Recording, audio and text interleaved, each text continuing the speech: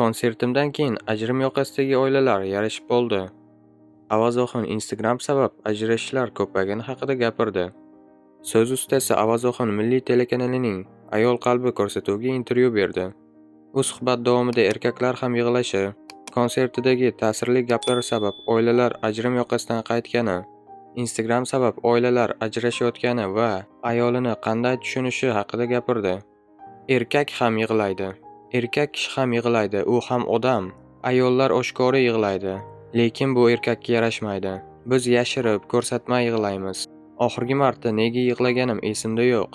Uka-singillarim, jigarlarimning to'yini ko'rsam ham yig'lab yuboraman. Xudoyim, qanday kunlarni ko'rmagan edik. Bugun shu kunlarga yetkazding deya va albatta, ko'ngil bo'shligidan ham bu. Juda oshkora yig'lamasangiz ham o'pkangiz to'ladi. Bu baxt ko'z yoshlari bo'ladi, lekin shukurki azobdan, alamdan yig'lamadik.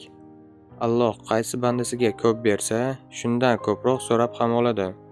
Ota-ona deymiz-u, lekin baribir nomardligimiz bor. Ota-onamiz yashayotgan uydan o'zimizning uyimiz hashamatliroq. Ular minayotgan mashinadan o'zimizniki yaxshiroq, deydi so'z ustasi. Ayol sevib qolsa qanday bo'ladi? Yuqorida aytganimni teskarisida, ayol oshkora, erkak pinhona yig'laydi dedim-ku. Ayol kishi pinhona sevadi, erkak kishi oshkora sevadi. Farqi mana shunda. Biz erkaklar bor gapimizni aytib qo'yamiz-u, lekin ayollar ich-etini yeb, kuyib, adoyi tamom bo'lsa ham bildirmay ushlab turadi. Qattiq sevsa ham bildirmaydi. Ayolni sevish kerakmi yoki tushunish? Uni sevish kerak.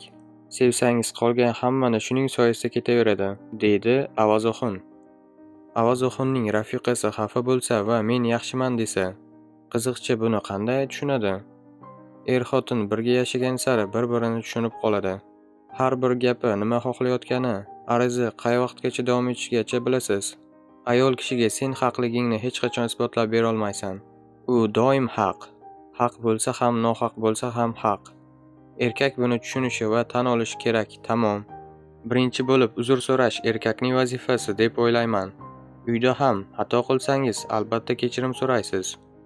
Ayolning mehri inson tug'ilganidan to vafot etgunga qadar davom etadi. Orada hech qachon uzilish bo'lmaydi. Erkak ayolning mehrisiz yasholmaydi. Tuyg'ularsiz yashashni men yashash deb hisoblamayman, deydi so'z ustasi. Konsertim sabab ajrim yoqasida turganlar yarashgan. Konsertimda ajralishlar haqida gapirganimda ko'zimga yosh kelgan. Shunda bir gap aytgandim. Ko'pincha oila buzilishiga ota-ona ham sabab bo'lib qoladi. Ayollardan erimni yaxshi ko'rardim, yashardim, qaynonam yashatmadi, onam qo'ymadi degan gaplarni eshitib qolamiz. Ba'zida shunday ham bo'ladi, deb monologim orasida gapirdim. Konsert tugatib chiqsam, bir ayol yig'layapti, ko'zi to'la yosh. Meni kutib turgan ekan. Konsertingizga kulish uchun kelgandim, meni yig'latdingiz dedi.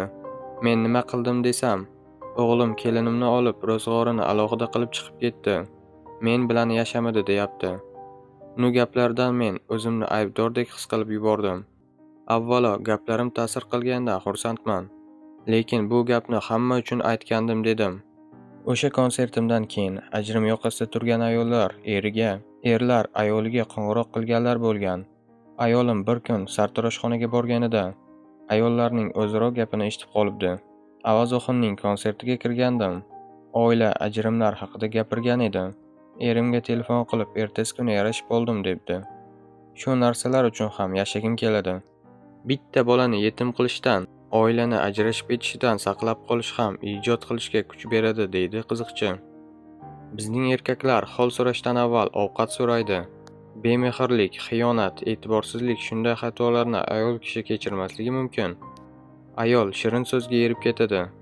Lekin erkak shuni ham ayta olmasa nima qilib yuribdi? Ruslar yoki boshqa Yevropa xalqlarida erkaklar ayolini o'pib ishga ketadi. Kelganida ham yaxshi o'tiribsanmi deb o'pib qo'yadi. Bizning erkaklar esa ayolini ko'rsa nima ovqat qilding deydi. Nega shunday?